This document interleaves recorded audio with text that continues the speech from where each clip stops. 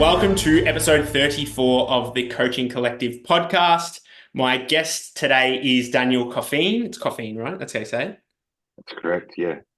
So Daniel is actually works alongside John Jewett and Luke Miller out of J3U. So I think you said you're launching J3U coaching tomorrow, correct?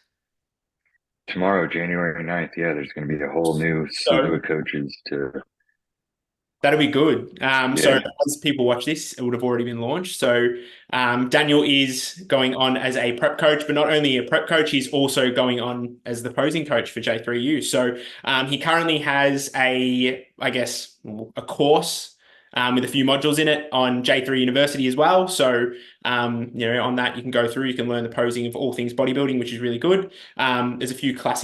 There's a classic session, a classic module on there as well, which is awesome too. And I believe you've been practicing a little bit of your men's physique posing recently, correct? Yeah, I need to start doing it. I kind of took a break, which is irresponsible. But nonetheless, Daniel, if you want, just give us some background. I guess how you learnt your posing, why you became a posing coach. Even your background. I know you have a military background as well, so if you want to run everyone through that too, and go for it. Floor is Yeah, sure. Well, first I looked up some Australian slang, so I'm going to try to work that in. Yeah, try your and hardest. I've been working on my accent too. Anyhow, so I'm old. I'm 33. I'll be most people in this space are usually younger. There's some people that are, around my age that I consider peers, but for the most part, the majority of people I deal with are people younger than me. Um, what's neat is that like I've had a full life before I started posing coaching. I was in the army for 12 years. Um, And then once I got out of the army, I went to physical therapy school. I have a daughter. I've done a whole lot of stuff. I've had a regular job, um, and so coaching posing is something that's relatively different for me. Um, but I started doing it because of my own. mm, I wouldn't say that I neglected it, but it was my own lack of awareness for my own skill set on stage when it came to posing. I did two contests in 2022 and I did well. I won a regional overall and then I went and I got first call outs at a national show. But when I got the pictures back from the national show, I was so embarrassed to post them. Not because I wasn't in shape, Yeah, but because my poses were just not good, man. And the problem was is that I didn't really know what good looked like. yeah, And I think that was my fault, right? I didn't have for a good understanding of what good looked like because I hadn't studied the art of posing enough. It was never something that really piqued my interest. I love the training, I love the nutrition, I love all that stuff, but the posing just really never piqued my interest. Um, so like, all right, if I want to keep doing this, I gotta fix this posing. And the first step is like figure out what right looks like.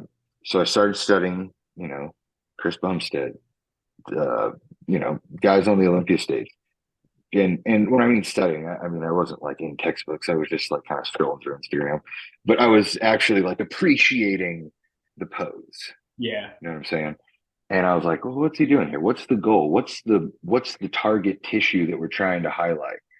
Why is he doing it this way? Why is this guy doing it that way? Do they have different strengths, when it comes to body parts? And um, is that what is the catalyst for their specific variation in the pose? So I start like learning all this stuff. I'm like, all right, like, so now I need to apply it. How do I apply it? Well, by this time I'm already like super chubby in my off season. So it's like, it ain't going to work on me. Um, so again, I just scroll through Instagram and I find two guys, right? I DM them both. Looks like they're prepping for a show, and I say, "Hey, like, I'm trying to be a posing coach. I'm trying to like learn this stuff and try to teach it. Maybe we could work together and kind of collaborate and you know yeah, try to do something to improve your posing, right? Because again, I was looking at their poses and they didn't look like Bumstead's. So I was like, something's off here. We got Something's to figure wrong. this out. Yeah. And so there was a lot of trial and error. And now during this time, I was also going to physical therapy school. And I'm sitting in these biomechanics classes and these anatomy classes, and we're talking about sport performance and joint angles and muscle origin and insertions and like their actions, what they do, why your arm does this, or what muscles make that do that. And so I'm becoming like a subject matter expert Mm. in these two topics, biomechanics and anatomy. And I was having trouble applying myself in school because I wasn't super interested in learning about female soccer players, right? Stuff like that. Yeah. So I was like, how can I apply this to bodybuilding? And I was like, oh, well, like I found myself using terms that I was learning in school during these posing sessions that I was having with these guys over FaceTime. And I was like, oh, okay, I think I've kind of unlocked something here. And that was, and it was, I don't think it's anything groundbreaking. Obviously, people have been doing it for years. It was a light bulb moment for me where I was able to take what I was learning in school, some science stuff that was objective and I could track, and I applied it to something that is relatively subjective and more of an art form, less analytical. And Yeah. I was like, can I mesh these two things together, create a framework, and then eventually develop a curriculum? And fast forward to now, the answer is yes, I can. Um, so yeah, took a while to get there, but that was kind of the catalyst of and how it all started. And really, what the end goal was is how can I help people that are like me, guys who don't really care for the posing that much. Um, Honestly, because they're not good at it, right? Like they don't have good Yeah. flow. They're not like you know those guys that just know how to dance. Yeah. Like remember those guys like in high Yeah. school, like at the high school dance, they're out there in the center of the circle, and you're like, you know how How to is it dance? not? Like what is Yeah. this? Where'd you learn? Yeah, Yeah. yeah. It's like I don't know. I would Yeah. never go into the center of the circle ever. But like those guys find their way into bodybuilding. They're excellent posers. They become Yeah. Terrence Ruffins Yeah. and Samson Dowdos, those Yeah. guys, right? Like And all those that. dudes were gonna be smooth no matter what. Yeah. But like I'm not a smooth guy, Yeah. right? Yeah. And So so it's for that's one what I was just people. like, how can I help? Yeah, how can I help this subset of people that have two left feet and just Yeah. want to get on the poses, just want to get on stage, hit the poses correctly, and then get off, Hmm. right? Yeah. So that's what I did, and obviously there's a huge market for that. Yeah. No, it's a huge market. And I feel like a lot of the time you like this probably leads into sort of, I guess, how significant it is, like how significant being a good poser is when it comes to like presenting your physique or presenting your best package. Because like you said, you got those photos back and you saw them and you're like, I came first call outs, I want to show. And it's like I posed like that. Like even with myself going back to like my first showing, like I was taking the piss. yeah, taking the piss. You like that I one? was taking the piss. Who taught you that one? Oh, my buddy just sent me a whole list of them to use. He Taking also told me to bring up budgie smugglers. budgie smugglers up on stage and your budgie smugglers. That's right. Well, Sorry, I had to I have a interject feeling there's going to be plenty of these as we go through. that. But yeah, you're right. Like it's one of those things. It's like you get up stage, you're taking the piss, and it's like even for myself, like I still did some posing lessons for my first show, but like I look back at old photos and I look at them and I think, what the fuck am I doing? Like Ugh. even comparing it to now, but like, so I did my last prep was end of 2022. And even from now to then, I look at my posing from back then and still do the same thing. I look at it and I'm like, what the hell was I doing? And it's like, even then, I was more getting into the posing side of things, but it was still Yeah, like, I was doing everything right. And now when I look at my posing compared to then, it's like night and day. Like even now, just from practicing, absorbing content, seeing like, what all these people do or what all these other bodybuilders are doing, it just makes it so much easier. And don't get me wrong, along the way, you get those people that are in the gym and they sort of give you advice. Like I'll never forget that there was someone at the gym and they were trying to teach me to lat spread, and there were so many things that they were sort of showing me to do. And like, how some people lat spread and they push their head forward. So it's sort of like, and like, I turtle got shell. like Yeah, that. And now when I look at it, I'm like, what the fuck? Like, why?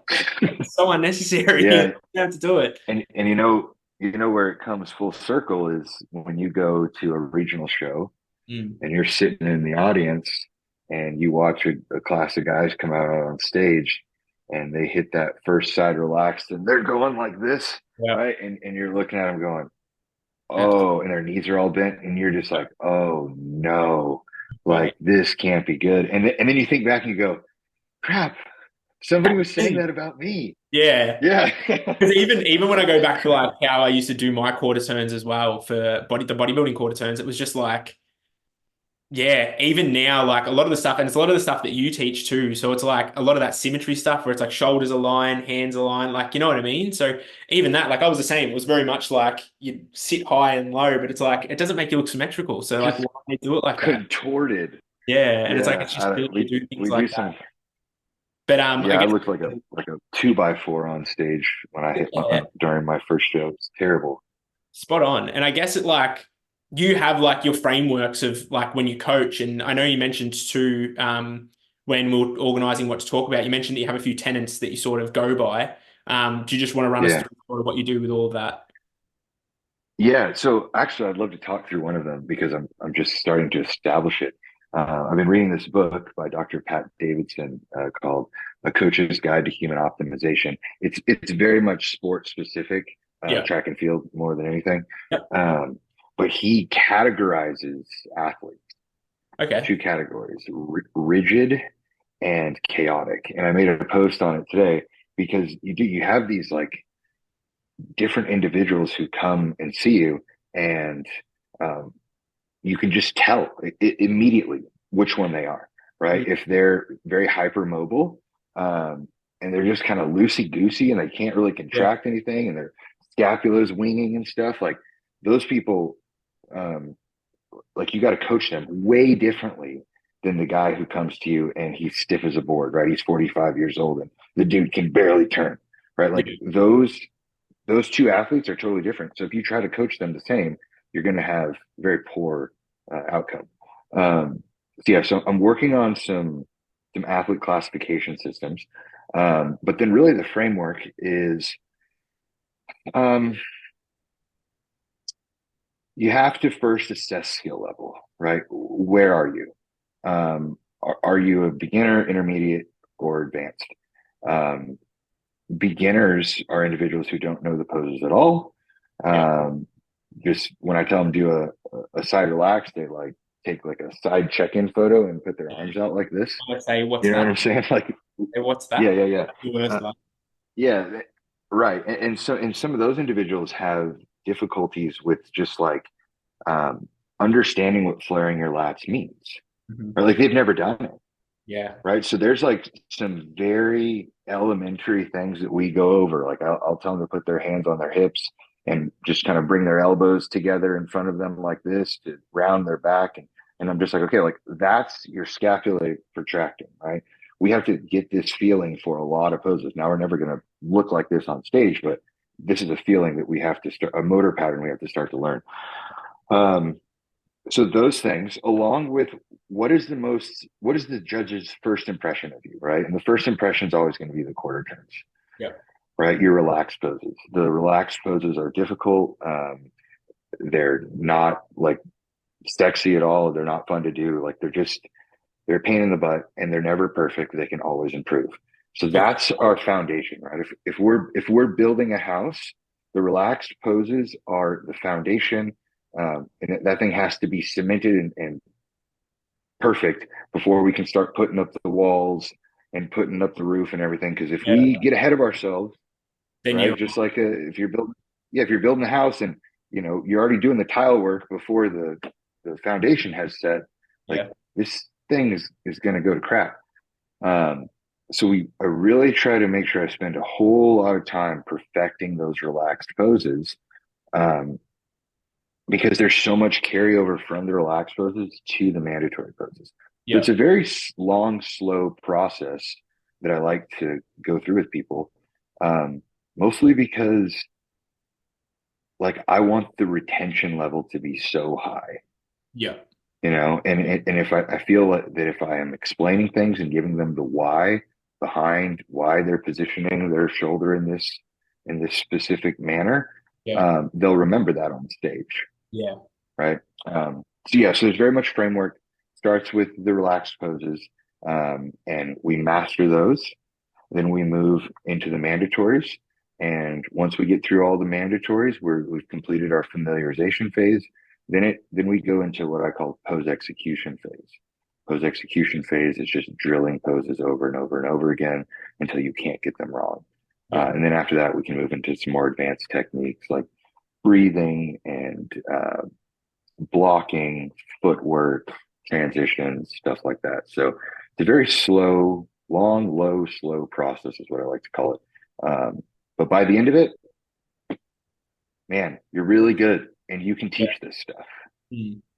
Yeah. Yeah, for sure. And it's like even with like with us, because obviously we've got with our client, our competitive clientele a lot of the time, when we got the males that come in, I somewhat teach them their posing.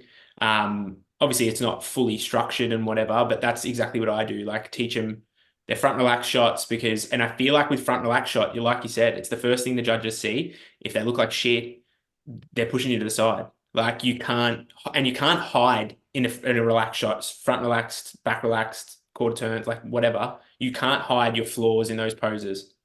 So it's like they're going to see everything. When it comes to your mandatories, I feel like you can hide your flaws. Like, for example, front double, back double, it's like pushing your hips away.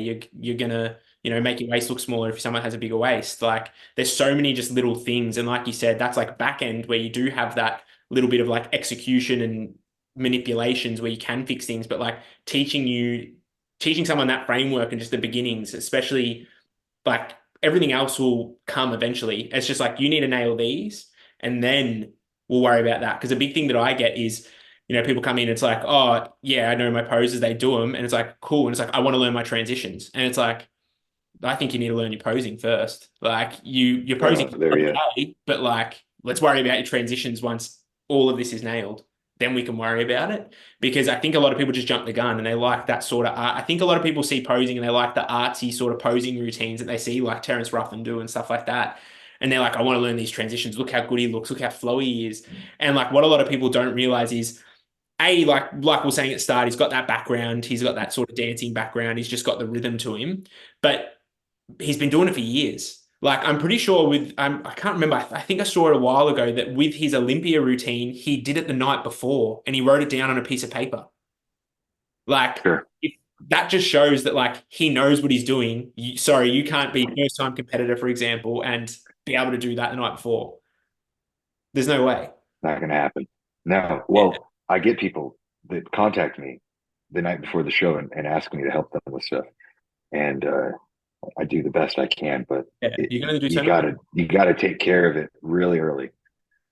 And it's got to be like, and I feel like it has to be yours because it has to be yours because you have to understand, how to move around in these things, what pose you go from pose to pose, like all that kind of stuff. Yeah, yeah, and not only that, man. Like one of the I have sometimes I take issue with designing posing routines Yeah. for clients. I've turned a lot of people down um, because I don't dislike those who make posing routines at all. But I think it takes, unless there's like an extensive interview process, which actually I have one guy that does do this. He works for Taking Uncommon Action and their coaching team, but he does like a an interview Yeah. with you and asks you what's going on in your life and what inspires you and blah blah blah. And then he puts together a posing routine for you that kind of all the things that you conveyed to him Yeah. in a way. Yeah, so I think that's really cool. But you know, why is that important? Well, when you get on the stage, like your personality needs to come through, Yeah. right? Like people came there to see you on stage. They didn't come to see me, Yeah. so like it needs to be your work, It's a bit right? different. Just like in Yeah. school, like turn in your own work. Yeah. Like, Yeah, for sure. And I feel like a lot of people don't realize that. And like a lot of people, it's okay to take inspiration as well from people's posing routines, but like it's another thing to completely rip it off, and take an entire routine, I guess. Like I'll sure. look at, for example, for some reason, I don't know why, I really liked Sean Clarita's routine at the Olympia. and it was just so simple. Like, but like that's another thing where you sort of look at it and you think to yourself, well, I'm not going to rip the entire thing off because like as simple as it is, it still had like a routine, especially to the music and to the beat of the song and all that kind of thing. But it's you still got to make it your own. You can't do exactly what they've done. Right. But then other people's argument is like, well, the closing round isn't even scored anyway. Yeah, yeah, you got a point. So what, like, so who cares, right? Yeah, Uh, that part I do take issue with too. There should be in no other sport is there a part of the competition that is not judged or scored. You know what I'm yeah, saying? yeah. Like I know. that'd be so weird. Like that'd be like having in the middle of a basketball game, just like some random event taking place that both teams did, and then they're like, ah, okay, Oh all right, well, yeah. Let's keep we're not going. going to count Yeah, it.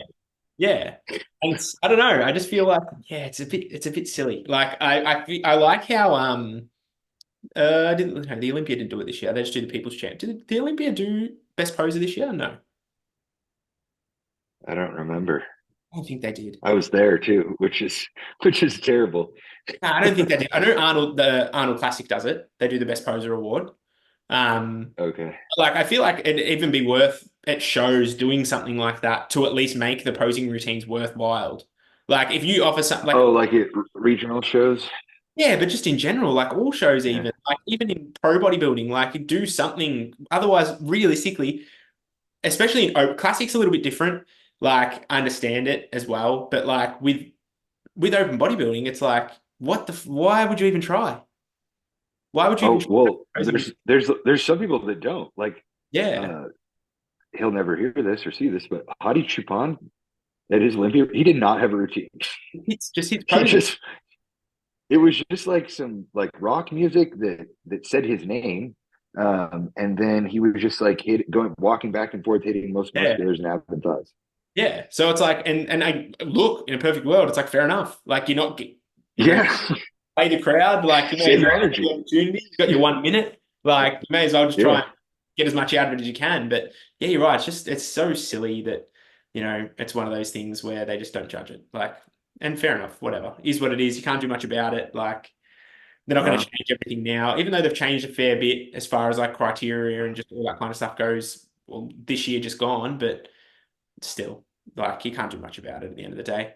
Um, I guess one of the questions that I think would be best, and being a posing coach, what are the common mistakes that you see in posing from a lot of people? So, what is like maybe give me two to three of the most common ones that you see that are an easy fix as well that you think someone listening would get something out of.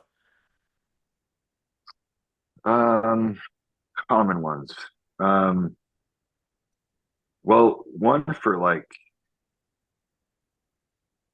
this one applies to men's physique, classic physique, bodybuilding, figure, and up in the women's divisions is um, like turning on your traps in the Yeah, front relax. yeah, Yeah, and what this does, right? If we, man, I wish I had my skeleton. You think about your shoulder blades, right, on your back, right? They're false joints. They just move yeah. like this, and they have attachments at the top to the trap. The lat is down here, a bunch of shoulder stuff over here, serratus on the inside. Um, and what happens when you go into your front relaxed is ideally when you internally rotate your shoulders, Hmm. the the lat pulls Yeah. and the serratus pulls the shoulder blades around the rib cage. Hmm. Okay. When your traps take over and you turn them on, your traps go here, Yeah. right? Instead of here, they go up. Yeah. The scapula go up. And when you go up, you don't get wide. And so it's you're closing yourself off and you're not allowing yourself to fully open up through the lats. Yeah. So that's a super easy one. And all you have to do is literally tell them just like, dude, take a breath, Yeah. like shake it out, just relax your neck, do some neck stretches, and just relax. Yeah. Right. That's actually like a big overarching thing in all the relaxed poses is a huge error is people, so probably number two, is just not looking relaxed. Hmm. Right. Like their call, Steve Weinberger told me this at Universe. he said, your quarter turns are too rigid. Like you need to look relaxed. Yeah. And so that's a huge one. It's just in the upper body is you just kind of let everything just kind of hang. Yeah. Like you don't stiffen up. You're not white knuckling these things. Yeah. You don't need to do that. People Yeah, flex too just hard and start shaking. Like if you're flexing too hard in those quarter turns, it's like that's why they're called a relaxed shot. You're not meant to be yeah, flex hard. You can flex, like you are meant to flex a little bit, but you're not meant to be flexing enough so it's visibly flexing. yeah. I tell people to hit poses at like 80%. Yeah. Just turn them on a little bit. Turn them on like you're at the beach, Yeah. right? Like if you're at the beach, you're not walking around like Yeah. like Flexing on. You're trying to clinching look somewhat everything. relaxed. Yeah, but you just got everything kind of toned up, a little Yeah. peck jiggle here and there. Um, that's all you really need to have on stage. And then you're not the dude that's sweating and breathing hard and his belly's hanging out. Like it's Yeah. just if you conserve your energy and kind of, man, there's so many mistakes. Like not conserving your energy properly, not having a breathing plan. Like Mm. when you're on stage, you need to plan when you're going to breathe Yeah. because you're about to go into a very stressful environment, Yeah. right? Like you are about to go into the fire. And you know what happens when people get nervous and stressed? They forget to breathe, Mhm. right? And then you turn into a mess.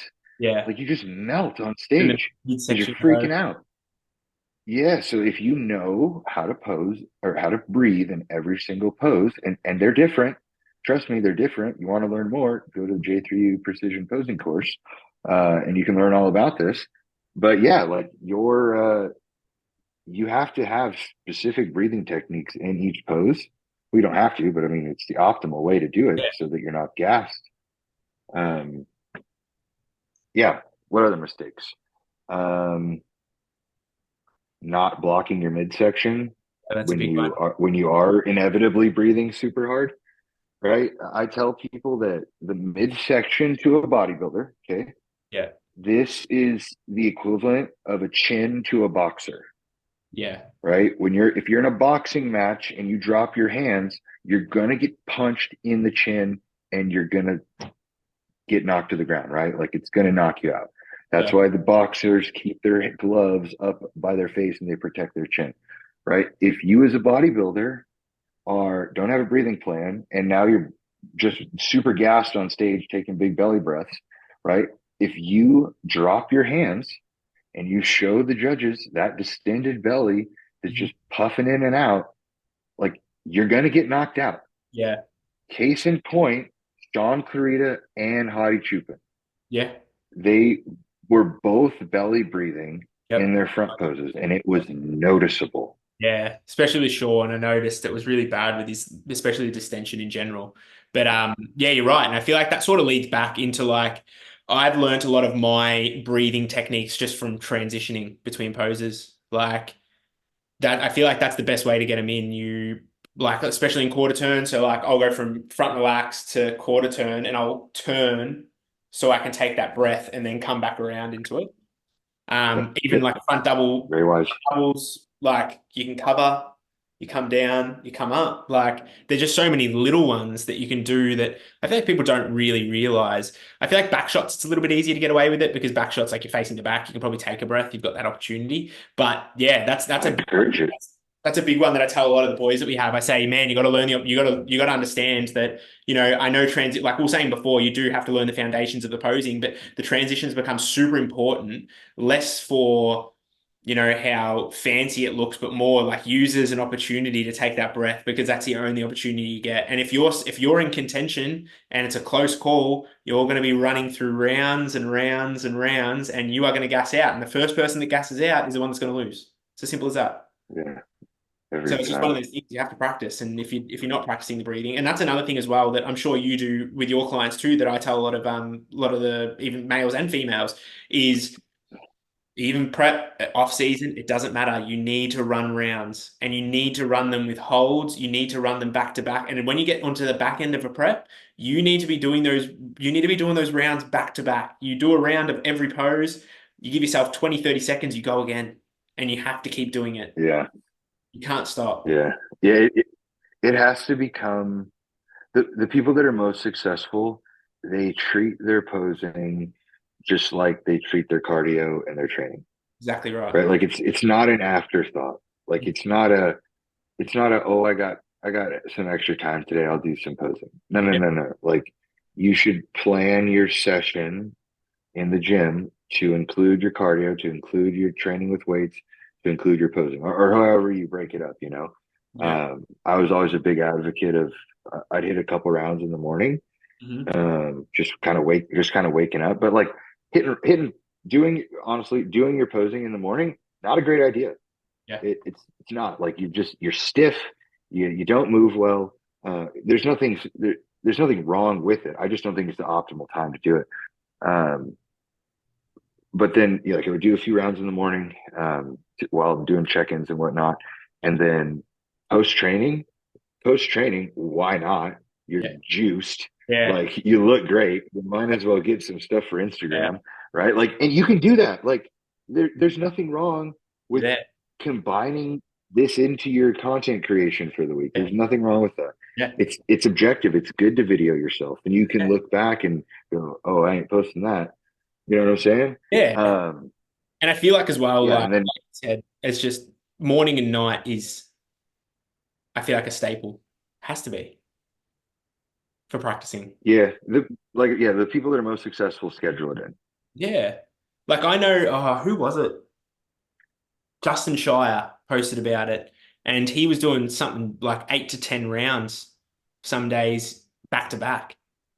And like Sure. it shows, like it showed on stage, like he was not faltering. Well, think about it too. Like he all when you do it at that level, right? Like there's no room for error. Yep. Not that he was gonna like be anywhere close to winning, but still, like for your own personal pride, like You you want to should. go like there. Yeah, there was some. I went to a pro show this year, and there was some really bad posing on the stage by one of the guys. It was really difficult to watch. Mm.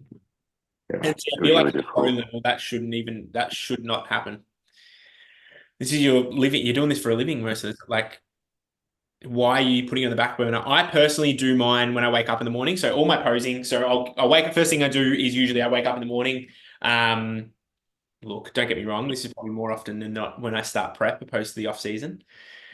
But I'll wake up first thing in the morning. I'll run through 2 to 3 rounds, just in the bathroom mirror, or whatever. Just again, like you said, you're stiff. It is what it is. I'll probably normally run about two, and then usually I ship off to go do my fasted cardio. And I find the best time for me to do it is after that cardio because I'm the most gassed. Sure.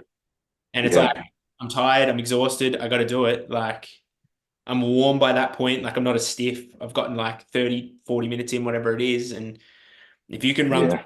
if you can run through and hold for each pose for 10 seconds after cardio, my hat's off to you because it's not an easy task. Yeah. As long as you make it intentional, Yeah. that's what matters. You don't even need a ton of time. Like Yeah. guys that are doing 30-minute posing, like practice on their own, like, man, good job. I'm Mm. good for about 10. Yeah. That's what I'm good for. Some days, if I'm like feeling real creative, I'll hit 20 minutes. But man, Yeah. 10 solid minutes of just practicing, a couple different movements, like you're gonna get really good over time. Yeah, exactly. And it's like anything though, at the end of the day, it's like practice makes perfect. Yeah. Like, as I say, I guess that's sort of good because it can lead into, I guess, integrating the anatomy and the biomechanics of everything. Like, is there any particular exercises that you get a lot of people to do? Anything they to incorporate into their training routines? I know you've been putting out a decent amount of content recently on Instagram, about just like stretches and stuff like that as well that sort of, I guess, optimize your posing. But at the same time, is there anything in particular that you'd really recommend or that you recommend to every single person to be doing? Um, yeah, that's a good question. Usually I take cases on an individual basis, but like, I've been collecting data now for about a year and a half, maybe a little bit longer. And there's some pretty common uh, movement pattern deficiencies that I see. A lot of it has to do with shoulder stuff. Yep. Um, Very rarely anything in the lower body is ever. difficult with people. I find But it usually has to do, I was going to say, I find the one the most is like a lot of lumbar spine. So like a lot of the quarter turns, people can't really come around. yeah, yeah. So, so a lot of stuff in the shoulder girdle, some pelvic girdle stuff. So Yeah. not necessarily lower body, but like just hip positioning and being able to make sure that all those muscles around there are firing, and doing things appropriately. Um, and then, yeah, thoracic rotation is probably the biggest one.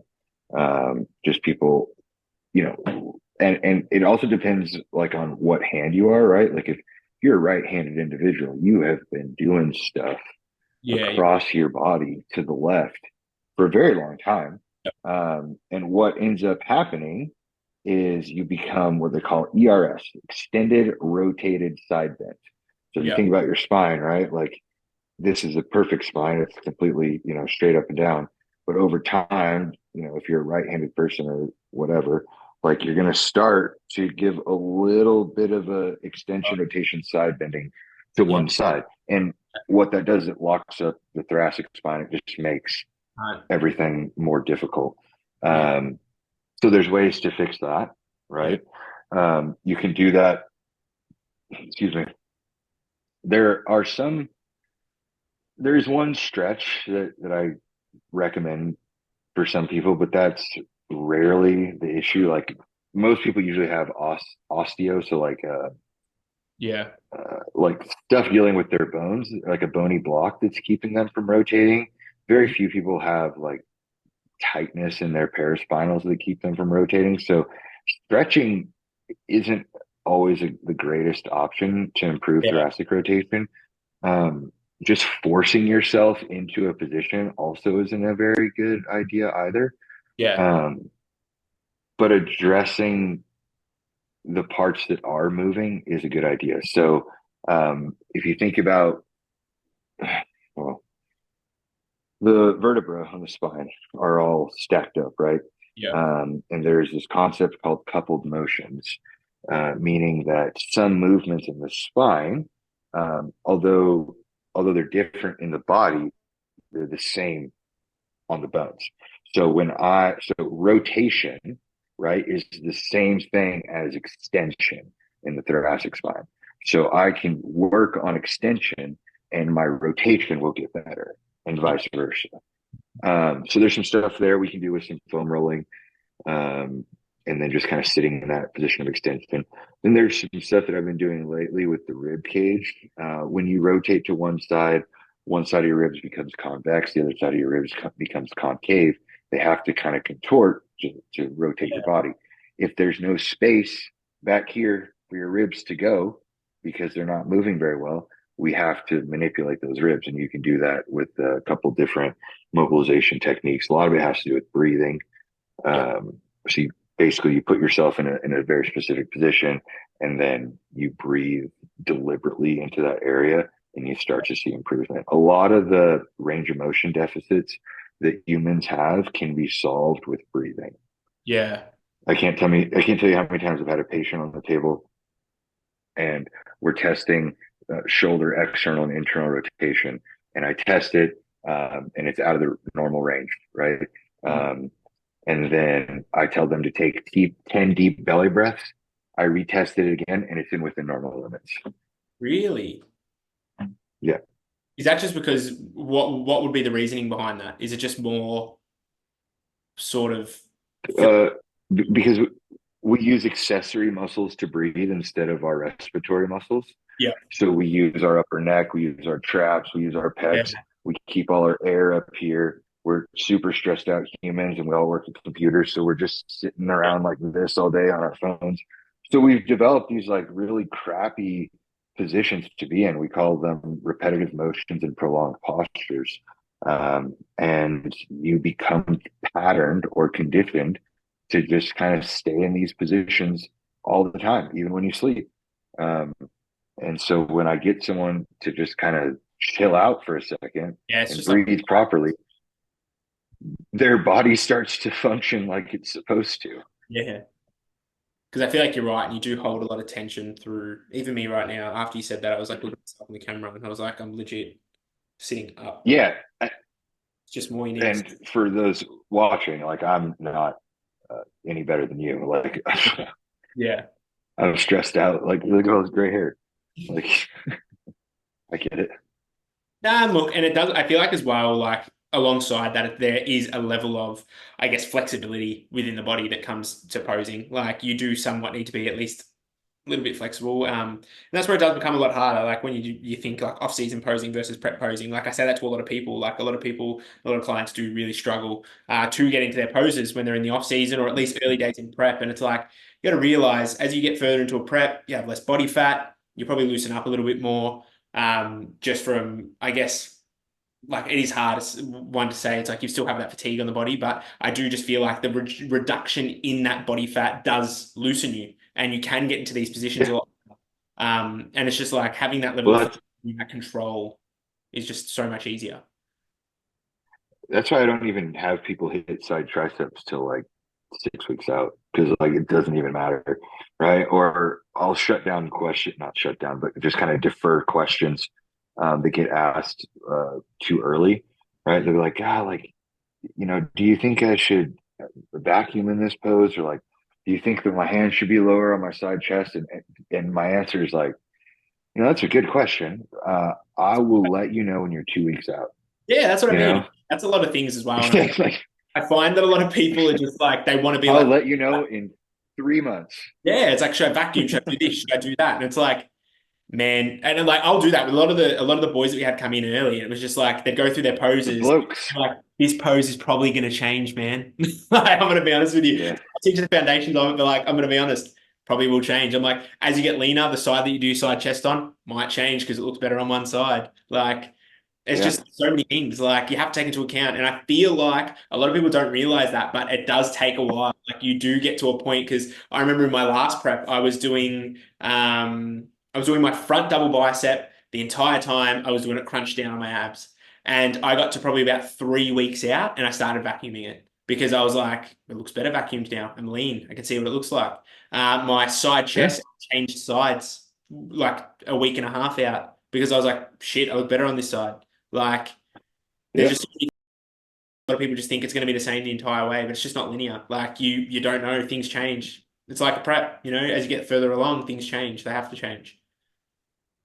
And that's the cool thing about what I get to do Mm. with people is like man, I can't tell you how many times like I've gone through a session with somebody and at the end, like their eyes are just like sparkling and Yeah. they're just like, this is great. Like, I'm so excited. Like, did you see that shot? Like, that was nuts. And I'm just like, yeah, man, like badass. Yeah. It's really cool. I had Yeah. one guy tell me I changed his life when I was able to teach him how to contract his hamstrings. That was a pretty pivotal moment there. What's your, I reckon I know what your thing is, but what is your key to contracting the hamstrings? um, in back poses, Yeah. well, it's different. It's changed. That's the other thing too. Like, uh, as I've done, I've for sure posed over 1,000 people, Hmm. easy, and I'm still learning stuff. Yeah. And so initially, I was really um, dogmatic about this like slingshot type of example, I guess you could say, Yeah. in a back double bicep, right? Because you got 1 foot back, 1 foot up, and so I was like, man, and like then you like really tension the hamstrings, and I was like, this is like really like a cool like I feel like it's like a slingshot type of thing. So that's how I would kind of teach it, kind of get people to visualize this slingshot. Then it moved to I was putting a beach ball in between my legs at one point in my garage, and I was like, is this correct? I'm always trying to learn stuff, right? Yeah. And I showed it to John, and John was like, I have an idea. And I was like, okay. And so we put a band around the squat rack and then we looped it around his ankles and he just stepped back all the tension and then set up into his back double. And like as you resist the tension of the band trying to pull you forward, hamstrings and adductors and glutes just light right up. Yeah, so that's how I like to do it now. Yeah. It's like I'll just send people that video Yeah. if we're struggling in session, if we're struggling to get it to work, or if I'm not Yeah. able to explain it to them in a way that they're able to understand, which is rare, but it has happened. Yeah. I'll just send them that reel that we made, Mm. and instantly I'll get a message going, it worked. That was Like, the, okay, cool. And once you get it once, like you don't really have to relearn it. Like I know, once you feel it one time, you know. you're there. Yeah, Yeah.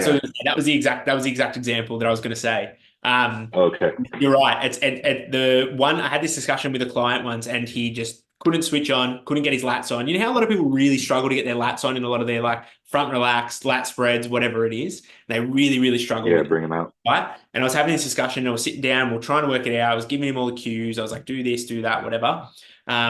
Really struggled. Eventually, sort of got it because it was like, when it's like you're with a client, you got a little bit more hands-on work, so you can sort of like hold them in a spot, be Oh, like, stay here, don't move, pull around, and then they're yeah. open. Right? But then I had this thing that I was like, I'm telling you now, once you get this, once you feel your lats on and you're in that pose, I'm like, you will never, ever forget it again. I'm like, it's a light bulb Yeah. moment. You get there, you get it once, and you're like, oh, and then you go again, and you get it again. You're like, what the hell? Like, how am I doing this? And then Yeah. I'm like, you just don't lose it. Because I remember when I started, I couldn't open my lats, couldn't flare my lats for the life of me. And then it was just like one day I did it, and I was like, oh my God. And then it was like, Oh. I did it again. Oh, that's it. And I did it again. And I was Yeah. like, oh my God, I've got it. Like I remember with my very first Yeah. coach I had, it was like my lat activation was terrible. I couldn't get it. I was like, I do all this back work, I can't get it right, like blah, blah, blah, blah, blah. And admittedly, like it still didn't really help with that first coach. But then I came along to the second coach and I was just one day I was just training and he gave me an exercise and I was just like, oh my God. I'm like, this feels so much better. Like I was like, I can actually feel It's my like lat. right. It's like Yeah. yeah. It's like riding a bike, man. Like Yeah. once you get it, you're not going to ever Get forget. it. But interesting you bring up in person posing. I get asked a lot to do in person posing, and I got to tell you, to get me to leave my house, like you got to pay me a lot of money. Um, Like I personal, really like like personal hanging out training. there. Like personal training session. Yeah, PT. yeah, like, I really like staying at home.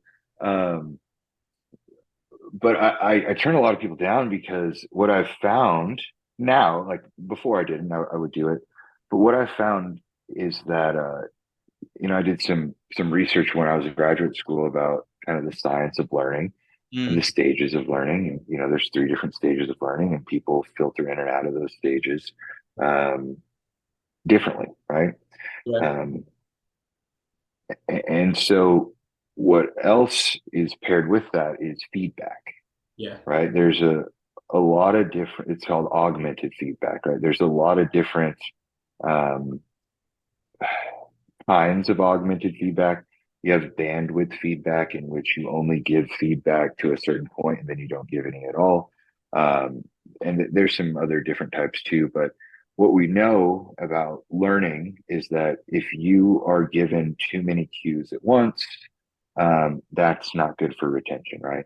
Yeah. If someone is constantly putting their hands on you and giving you all this tactile feedback, it might be great for The the moment. progress in session, right? Like you might perform really well in session. However, 2 weeks later, when you're trying to do it on your own, it's going to be very difficult. Yeah. We have data that shows that, right? Um, and so I got to scratch my ear real quick. Hold on. Sorry. It's killing me. Um, so we know all this information. So that's why I really like virtual sessions because it really hammers home Mm. the self discovery Yep. that is essential for the learner, right? Yeah. Like if I'm there putting my hands on you, you're not using your brain and Yeah. your body like you could. So that's why I really like virtual sessions. Is it requires me to be an even better coach Yeah. because Because I have to do it all through verbal cues. yeah. Um, but it allows you as the learner to be able to get more out of the session Yeah. for when it really matters, which is on stage. Yeah. And I also feel like that retention has to be there because you're sort of like, if I don't pay attention now, it's like I'm gonna be fucked because like I'm not going to absorb it. If I don't listen and I don't get this while he's just talking to me, I'm going to be off the phone with him in 20 minutes, whatever it is. And I'm going to have to sit there and remember and remember and remember. And it's like, as soon as I'm off, what if I forget? And it's like, then you're in And trouble. this is You go off on your own and you don't really and know. yeah, and this is why my price points are where they're at currently and gonna go up Yeah. because I want it to hurt, Mm. right? Like when you pay me, I want it to hurt Yeah. because I want your full attention. Yeah. I Make the most want of it. you I want you practicing daily. I want you Yeah. to send me those update videos. I give homework. If you Yeah. don't do your homework, I'm not happy. Yeah. Like even even if you don't, excel at the homework, that's fine. But I need you to at least try, you Yeah, know? but it's like it's like when you're coaching, like when you have clients, and it's sort of like, you might have like these daily metrics that you track, like, I don't know, step count, or how they're feeling that day, or body weight, or whatever. And when they come to a check-in, and it's their check-in day and they've missed stuff, and you're just like, what the fuck are you doing? Like it's like you're wasting your time, you're wasting your money, and it's like you got to think, like, you've got to understand, and you're right, that's why, like you said, the price point will go up, and you want it to hurt because it is going to hurt, like if they're not taking everything from that session. And I feel like psychologically, a lot of people, when they know they're paying a lot of money, they're like, shit, I have to make the most of this. And I found this. Loss aversion. Yeah, and I found this as a coach as well. When you have the clients that are a little bit more well off, they've got a little bit more money, and they're paying you for a coaching service, they're the ones that are a little bit more relaxed with the approach to tracking data and whatever. The ones that are like, oh shit, this is expensive, I better get the most out of it, are generally the ones that A, do the best, and B, they They don't use it miss. up. And it's like, that's what you should be doing. You're paying for a service. Like, you should be utilizing it to its full ability. You should be all ears. You shouldn't question things. You shouldn't talk, like, you should question things, but you shouldn't like talk. But it's like, why? Like, I don't think that's right. Like things like that. It's just like, Yeah. working, and you should just listen at the end of the day. Yeah. Yeah, And I it agree. does become, yeah, it is one of the, I guess, like you said, like I feel like you putting up price point as well, considering how passionate you are about what you do, like it's warranted. And if anyone knows you, if anyone is coming to you through whatever means, it's like they should know that they're getting someone that's passionate about what they do. Yeah, and you Yeah. want them to look their best on stage. You probably want them to look better on stage posing than what they want to look on stage posing. You know what I mean? Like, Yeah. Yeah, it's got my signature on it. So exactly, it's got exactly. to be good, you Yeah. know? Well, now it's got J3U signature on it as well. So you got a Yeah, for real. little bit It's got to be more. extra good. When you, like we were talking before about posing, like the routines, when you go through it with people, do you Yeah. have a particular sort of like building block for it? Do you set them up in a sort of way where you go like, all right, we're going to do 12 poses, we're going to do this one, this one, this one, let's nail them, and then we're going to work out the flow to them? Or like, how do you normally structure a posing routine for someone? Um, well, like ultimately it depends on skill level, Mhm. right? Um, so if it's let's take a beginner or someone who is like me, right? Not really into the kneeling poses or the like doing things that don't really look Yeah. like poses, Yeah. like kind of stuff like that. Pretty simple, right? If we're talking about the 60-second routine, the one with music, um, I first off model it after the 30-second routine, which is the pre-judging routine. I basically try to make the 60-second routine a extension of the 30-second routine so that there's as little to remember as possible, Yeah. right? So notepad. Um, so it's just an extension of the 30-second routine. Yeah. And what I'm looking for is your best Shots. 5 poses, really. We recycle those. We do different renditions of them. And then we also try to just like do as little moving as we can, Yeah. right? Or we make the movement plan very simple. You can go a really long way spinning in a circle. Mm. Like you can make a pretty badass routine by hitting a front shot, a side shot, a rear shot, a side shot, a front shot, and just kind of rotating through that and moving around the stage a little bit. Yeah. Um, there's also some guys who like really feed off the crowd's energy. So we do some things that kind of get the crowd involved, like moving out of the box. You don't have to stay in the box. Mm. That whole stage is yours for 60 seconds. Yeah. Do whatever you want, you know? Yeah. Um, and then if it's a guy that wants to do some more, maybe more dramatic things, then I kind of let them take the reins, and I'm just like, I could give them homework, like go find some inspiration. Let's link some things together that you think that you would like, and then it's my job to help them organize their thoughts, and then just kind of polish the things that, God dang it, just kind of polish the things that maybe look a little sloppy. Yeah. Um, but I'm pretty hands off. Like it's very collaborative. I give Yeah. my input, and we just shoot for a good product. I don't know where it's going to end. Like once, like where we start, I don't know what the finished product's going to look like till we get there. Yeah. But it will look good. Nah, that's good. And I feel like as long as you sort of the biggest takeaway that I got from that whole thing was that it's collaborative. And I feel like it Yeah, always needs to be collaborative. You do have a lot of people that come in, it's like, I don't know what the fuck to do, you do it. And it's like, what? Like you can't do that. You have to have, and like we were yeah, saying before, you have to have your own spin on it. And like you were saying about that guy, how he's like finds out what's going on in your life and all that kind of thing. And it needs to have you. It needs to embody you. It's one thing to go in and pick this yeah, song. It's like a lot of people just like, I picked this song. It's like, why'd you pick this song? I thought it was cool. And it's like, I feel like there has to be at least some kind of feel even to it. Like there has to be a purpose because there is a reason behind the song choice. It's like, you're going to be more invested in this routine. You're going to pose it better because there is a purpose behind it. yeah. Anyone can just pick a random, like theatrical, What's the most intense as cinema like music. opposing coach, what are the songs that you get given the most for opposing routine? Like the ones out of like a movie, like a Lord of the Rings soundtrack type of thing, where Really? like yeah, it starts real slow, and then there's like these real dramatic crashes and Yeah. crescendos and stuff like that. And they're like, "What do you think?" And I'm just like, If you like it. "Sounds cool. Sounds like the other 15 guys that are going to play the exact same song." Yeah. So I really like to just like, I want you to find your song. Like, Yeah. what's the song that you've been putting on in your top set for the last 16 weeks when you're Yeah. on the hack squat? Like, Mm. let's play that song. Yeah.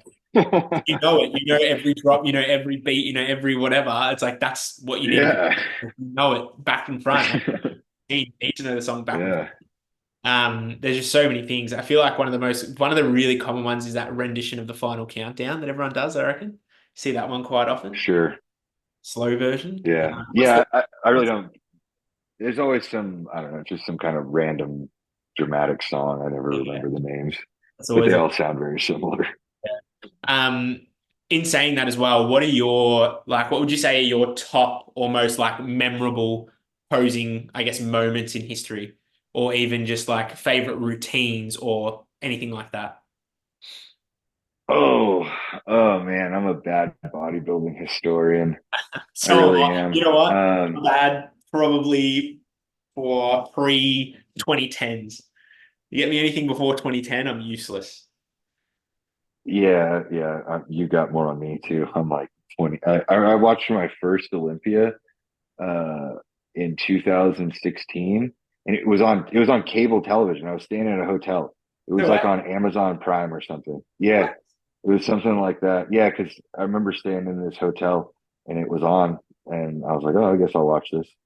And it was when I think it was when Kevin Levrone made his Come like back. comeback. Yeah. Yeah, I watched the whole thing. They were like talking all about it. I wasn't even into bodybuilding at Like the time, who's the but yeah, but I'm not a very good bodybuilding historian. But I can tell you that I've seen some pretty cool stuff, Yeah. and I'm always most impressed by the people that are the most technical. Mhm. Um, Wesley Vissers is a guy that comes Yeah. to mind that I think that guy is just airtight when it Yeah. comes to posing. Yeah. I really like him a lot. Underrated. Yeah. There was a really cool routine that Samson Dowda did back before anybody knew who he was. Mhm. And he just like did the robot for the I've seen it. whole like Was that 90 seconds. no, that wasn't the guest posing one, was it? I have no idea. I remember I just saw it and there was like a bunch of strobe lights going off, and I was like, Yeah. this is so sick. Yeah. Um, but yeah, like, yeah, I don't know. I really, quite honestly, am sometimes, I don't even know how to say this. I'm sometimes kind of disappointed with the posing I see at the highest level. Hmm. Um, but it's because they can get away with it. Yeah, they're already there. Yeah, like no matter how any of those guys in the top 10 pose, they're gonna look good, Yeah. right? Yep. Like, It's like Chris. I Look. mean, Ramon Dino was hitting the most egregious back double bicep I'd ever seen, like 2.5 years ago. Like it was just horrible. Yeah. His arms were way down Like way here. down He just, low. Yeah. yeah, and the But like, dude's yeah, I don't know. crushing it. Ugh. No. So yeah, I, so it's really difficult for me to look up to a lot of someone. people Yeah. um, at the highest level because I just want to get my hands on them. Like Yeah. I wish I could get my hands on Nick Walker Oh and how yeah. he sets up his Oh back yeah. poses. Yeah. I just wish I could, and maybe that's the only way it works for him. I don't know, but I would love a try. Is he? Because he'd work with KJ, right? Yeah, maybe I don't Yeah. know. I don't know who. So I don't really know who works with any of these guys. Yeah, I yeah. really don't. It's hard, but Uh, it's like you say with Ramon, and it's like everybody looks up to say, oh, fuck, I hate doing this, but you know what? This is great content. This is great Instagram content. Chris Bumstead, right? Chris Chris Bumstead. Bumstead, put Chris Bumstead on the thumbnail. That's it. Chris Bumstead's on the thumbnail. But Chris Bumstead, right? I don't think his posing is that good. It's good. I don't think it's like the best. He's the best poser out there. He's the best. Like, you know what I mean? I think it's just okay. His just physique is so good that he can get away with it. Yeah, because the best poser is getting fifth place. Yeah. Yeah. Yeah. Terrence, Sixth place last year, like, the year before. Yeah. I don't know. yeah, It's hard. and And it's like, it's not I don't know. He's it's just, not emphasized. yeah. It's just because posing, and you're right. And it's like we're saying at the start, posing, the routine doesn't get judged. It's just like, it just sort of doesn't matter. Is that why? But like at the end, Yeah, when you're getting judged on your pose, like when you're getting judged in all your mandatories and your quarter turns and whatever, like I just feel like there still is not as much of an emphasis on how they're executing their poses as far as like the judging goes, like how they yeah, as well. yeah. I don't think the judges care if you're hitting a pose technically correct. Yeah. I, I think I think they're looking for an honest effort, Yep. um, and they're just judging the physique. Yeah. Yeah, for sure. Which I get it. It's bodybuilding, it's not body posing, but at the same time, I still feel like there needs to be something. As far as this was another one just for like people listening that can sort of, I guess, help them and benefit them.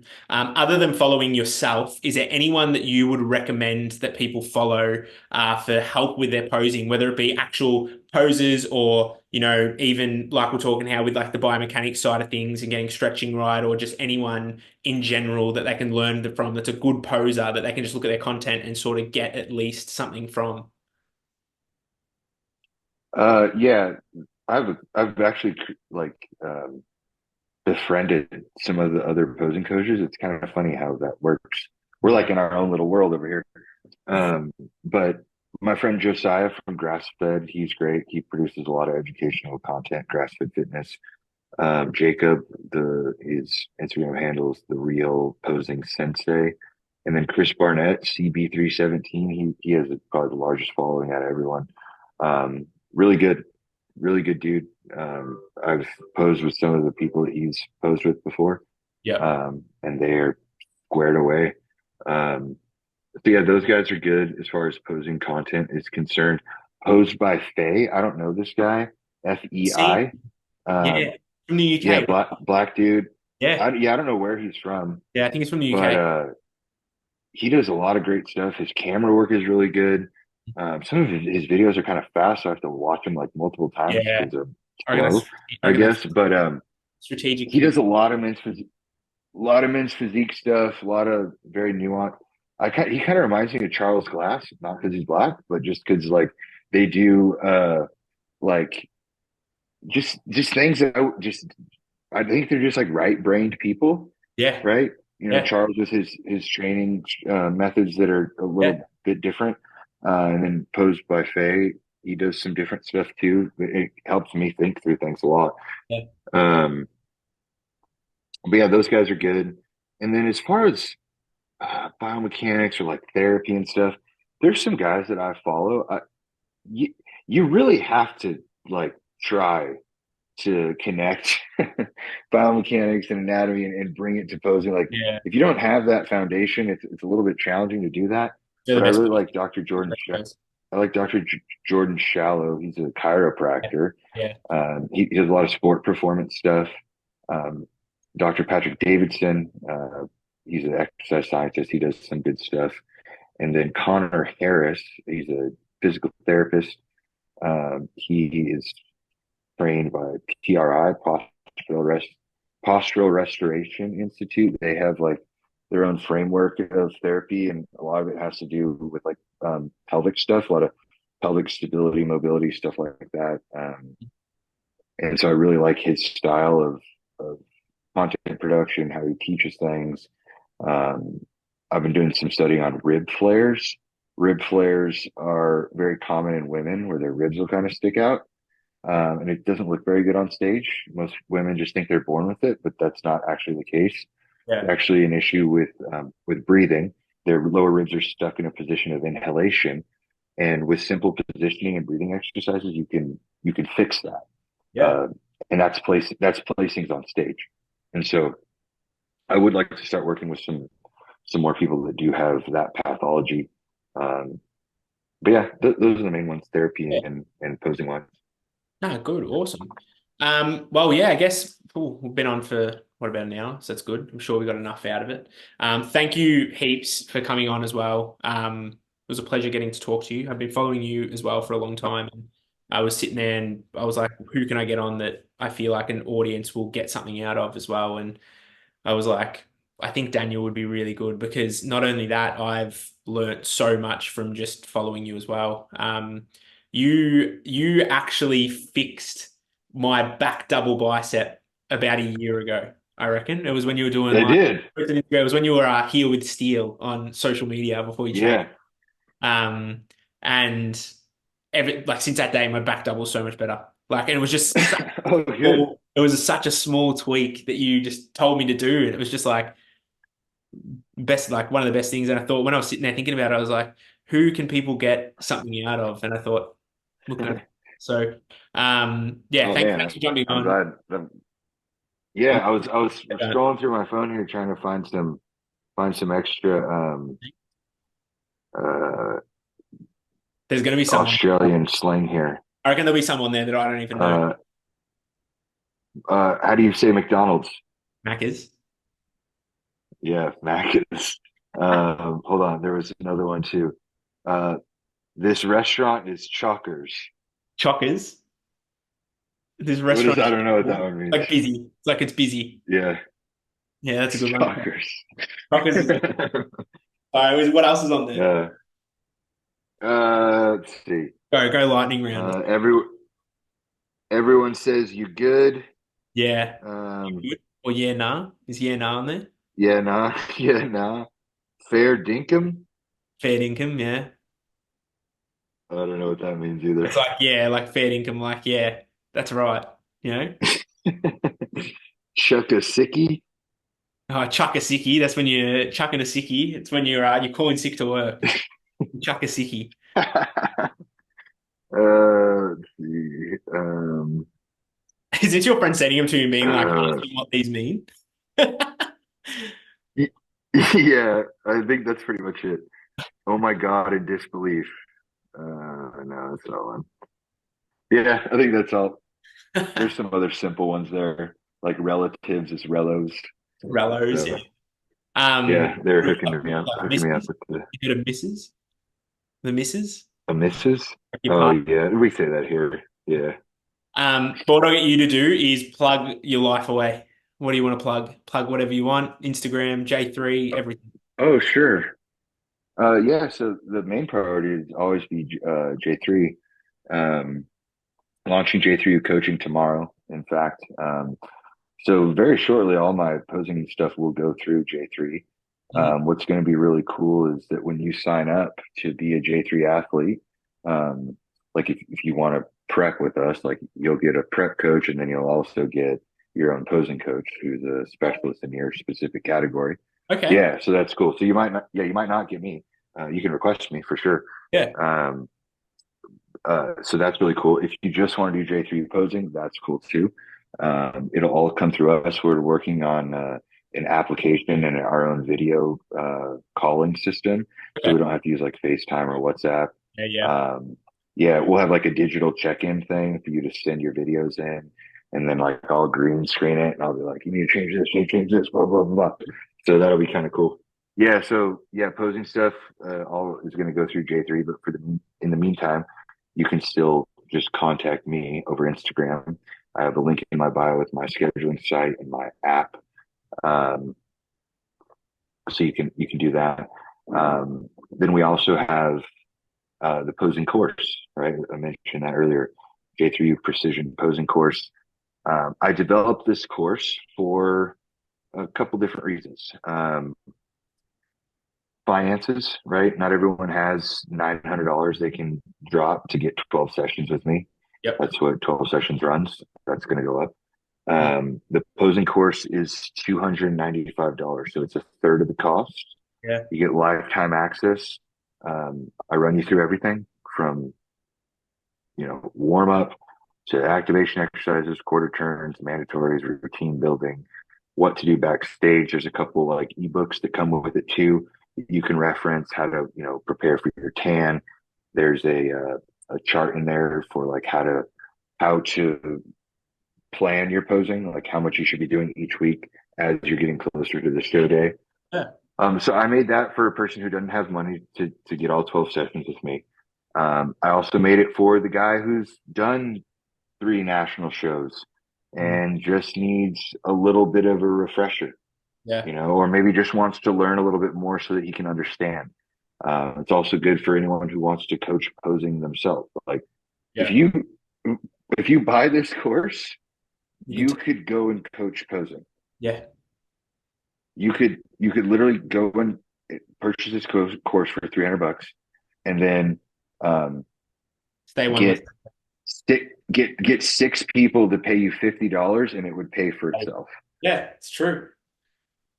Yeah. You know, and then the real learning starts like once you're doing it. Mm. So yeah, so that's pretty much it. Yeah, find me on Instagram, or if you're on J3U, if you're on the forums, I'm very active on the forums. Can ask questions there. So yeah, thanks for having me on. So, nah, thank you for coming on. And yeah, we'll see you on the next, everybody. We'll see you on the next podcast.